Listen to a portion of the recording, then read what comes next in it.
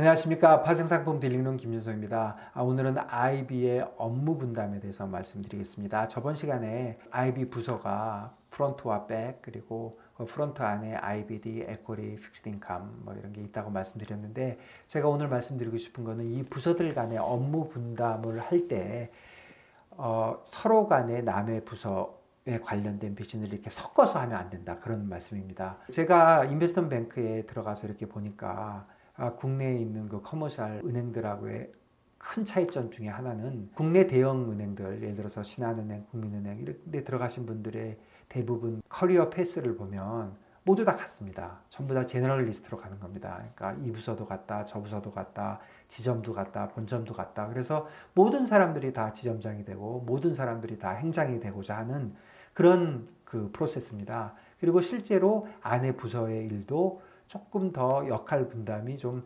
불분명하지 않나, 이렇게 생각을 합니다. 그런데 IB 비즈니스는 굉장히 공격적인 비즈니스고 어떻게 보면 굉장히 위험한 비즈니스입니다.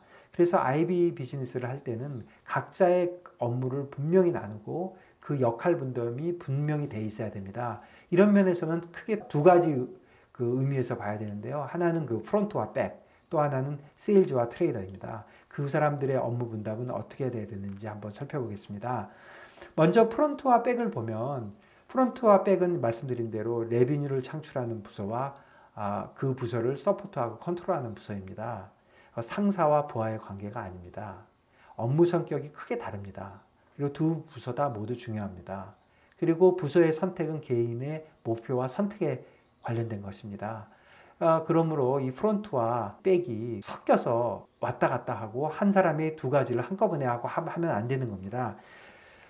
조금 더 구체적으로 보면은요, 그 한 개인의 업무가 프론트와 백이 섞이면 안 됩니다. 이렇게 되면 어떤 일이 벌어지냐면 효율성도 저하될 뿐 아니라 컨트롤 이슈가 생깁니다. 트레이더가 자기가 트레이딩을 하고 자기가 세트를 하고 그러면 되겠습니까? 그러면 효율성도 떨어지지만 잘못하면 금융사고가 생길 수 있는 거죠.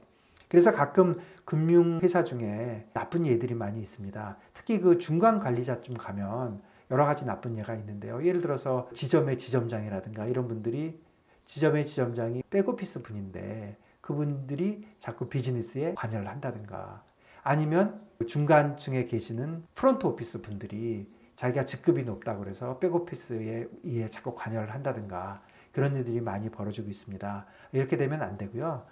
모든 것이 역할 분담에 기반을 둔 협력을 해야 된다, 이렇게 저는 생각합니다. 두 번째 이슈는 그 세일즈와 트레이더인데요. 세일즈는 기본적으로 마케터입니다. 인베스트먼트 뱅크에 있는 뱅커들을 포함해서 손님을 대하는 그 마케터들이고요. 트레이더들은 손님들을 대하지 않고 본인의 리스크 테이킹을 하고 프로덕트를 관리하는 사람입니다. 그래서 세일즈를 릴레이션 매니저, 트레이더를 프로덕트 매니저 이렇게 부르는 경우도 있습니다. 결국 세일즈는 손님을 만나게 되고 또 세일즈는 트레이더를 만나게 됩니다. 그러니까 세일즈는 왼쪽에는 손님, 오른쪽에는 트레이더가 있는 거고요. 트레이더들은 손님을 직접 만나지 않고 항상 세일즈와 만나고, 그리고 또 반대쪽에는 시장이 있는 겁니다. 그래서 이 세일즈와 트레이더가 섞여버리면 안 되는데요.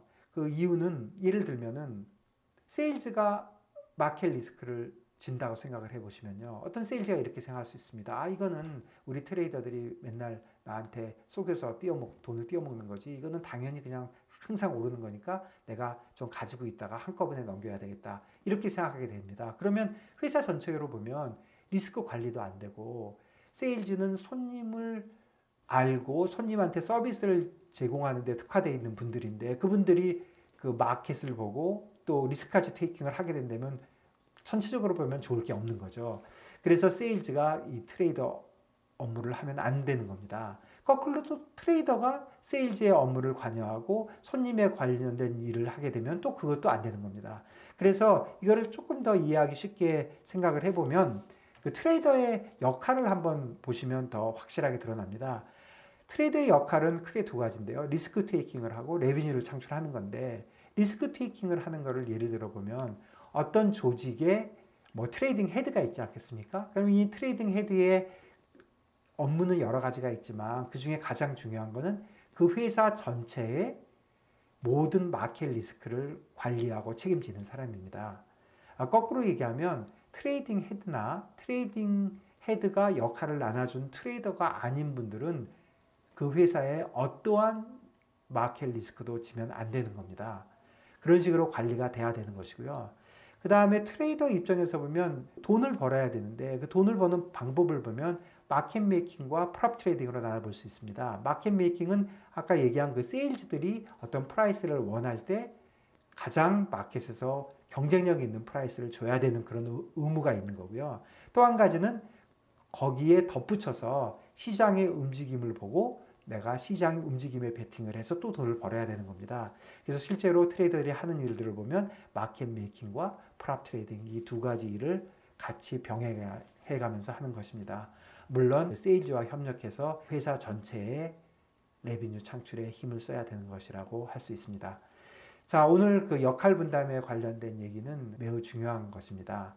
그래서 여러분들이 개인적인 트레이딩 비즈니스를 셋업할 때도 한 사람이니까 역할을 뭐 나눌 수는 없잖아요. 그러니까 그럴 때 어떻게 그런 리스크를 매니지할지에 대해서는 저희가 파트 5에서 좀 다뤄보도록 하겠습니다. 다음 영상은 IB에 관련된 계속된 내용이고요. 그 리스크에 관련돼서 말씀드리겠습니다. 여기까지입니다. 감사합니다.